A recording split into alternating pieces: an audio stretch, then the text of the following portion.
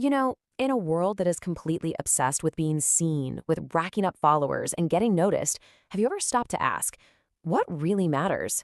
What if the greatest things you ever do are the things no one ever sees? Let's dive into that. So that really brings us to the core question, right? How does God measure greatness? I mean, the world shouts its answer pretty loud and clear. It's all about how visible you are, how much influence you have. But the kingdom of God, well, it operates on a completely different and much quieter standard. And this really lays out the two conflicting scorecards we live with. On one side, you've got the world's way, visibility, followers, applause. It's loud, it's public. But then you have heaven's scorecard, and it's looking for something else entirely: your faithfulness, your quiet obedience, and your integrity when you think no one is looking. Jesus himself gives us this powerful spiritual principle. And this is so much more than just, being responsible with small stuff. It's like Jesus is handing us a diagnostic tool for our own hearts. He's saying how you handle the least, the small, unseen things, that reveals everything about your true character. So, what is this thing we're talking about? Let's call it hidden faithfulness. This is the whole idea. It's about your private obedience. It's those small acts of integrity you do when the only audience you have is God.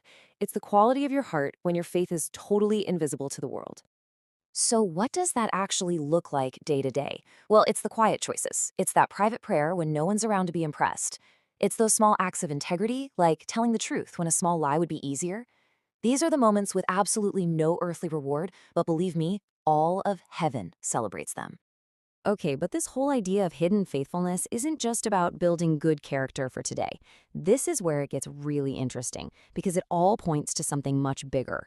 We have to understand that this life, right here, right now, it's not the final act of the story, not by a long shot. Because the Bible talks about a kingdom that's coming. A literal, physical, 1,000-year kingdom right here on earth, ruled by Jesus Christ himself.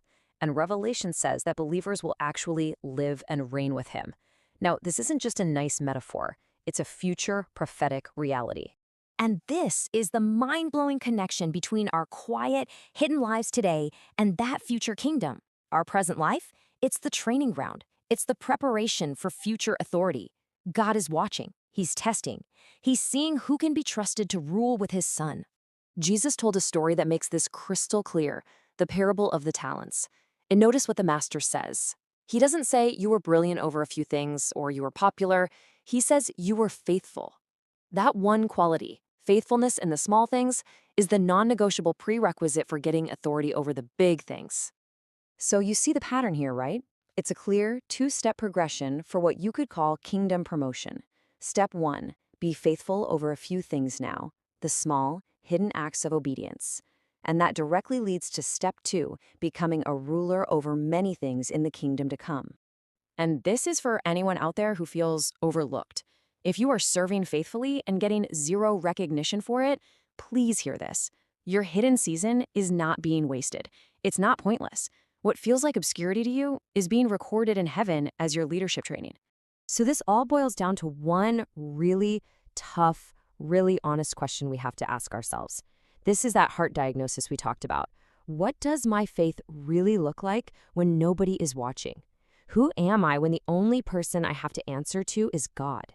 Let's just look at this contrast one more time because it's so important. The world's way promotes the person who elevates themselves. It rewards self-promotion. But the kingdom's way is the complete opposite. It elevates the humble. It rewards quiet, faithful, obedient service. They are two totally different paths to advancement. But we have to be honest here. This isn't just a feel-good encouragement. There's a serious warning embedded in this truth too. Because God sees right through our public performances. He knows the real motivation in our hearts, even when we're doing Christian things. Because a day is coming when all the masks come off.